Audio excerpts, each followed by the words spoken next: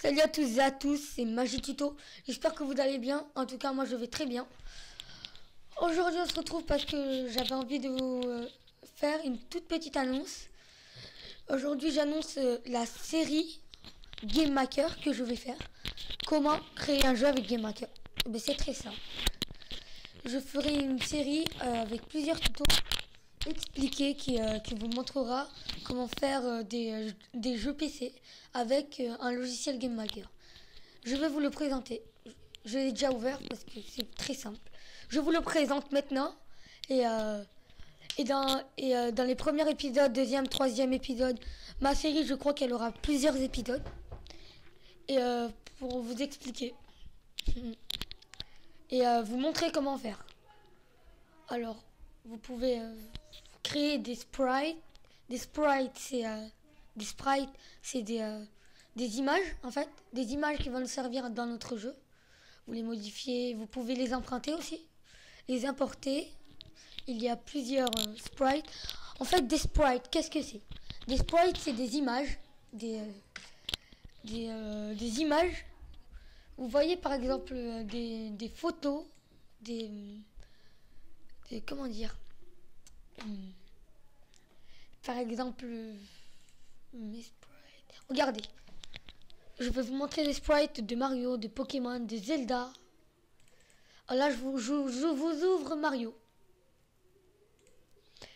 En fait, attendez, edit sprite. Les sprites de Mario, en fait, c'est juste des images. Si vous voulez, des dessins, des images. Et qu'après, à fur et à mesure, on va rassembler pour que ça fasse des mouvements. Là, j'ai pris Mario, mais je peux aussi importer, je sais pas moi, Pokémon, Zelda. Pokémon, il y a Zelda aussi. Ça, c'est Zelda, c'est des images. Après, il y a aussi Pokémon, mais il y a plein de sprites en fait. Et même les sprites, on peut les faire nous-mêmes parce que c'est que des dessins. Voilà. Voilà pour les sprites. J'en dirai plus dans ma prochaine vidéo. Dans le premier épisode de la chaîne. Ensuite, je vais créer un objet. Un objet, c'est... par exemple, vous faites une image, un sprite.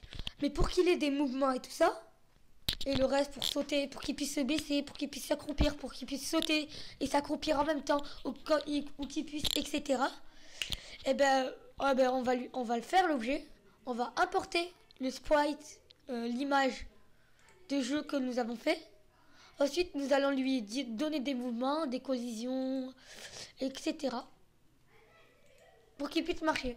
Ensuite, nous allons créer un background, c'est-à-dire un arrière-plan du jeu, si vous voulez.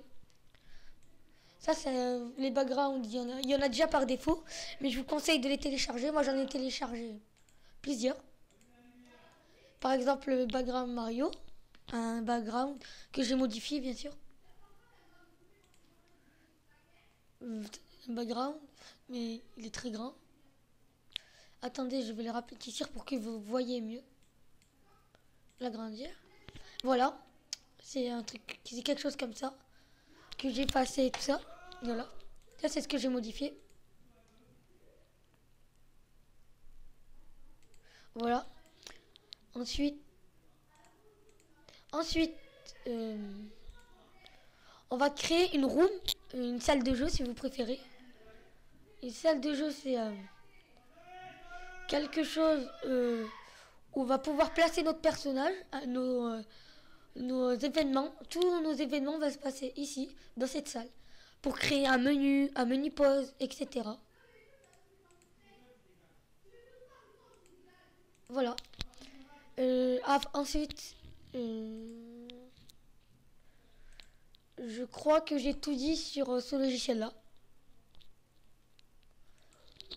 Après, on va tout faire pour que ça soit un logiciel utilisable et un jeu bien. On va essayer d'en faire un. De plateforme, excusez-moi, c'était juste que mon micro, je crois qu'il buguait un peu. Et ensuite, je reprends. Mais c'est tout, je crois. On va faire un jeu utilisable et qui soit assez bien pour jouer. Nous allons faire des menus, etc. Bon, j'ai pas envie de rester là pour une annonce. Alors, j'espère que si vous aimez mes vidéos, eh ben, likez-les, mettez des commentaires surtout. Et dites si je fais bien mes vidéos, s'il faut que je mette des choses en plus, s'il faut que je les raccourcisse, s'il faut que je les allonge. Et puis, abonnez-vous si vous voulez me suivre, si vous voulez suivre mes vidéos. Et puis tout ça, quoi. J'espère que vous aurez aimé mes vidéos. Bye bye et ciao pour une prochaine vidéo.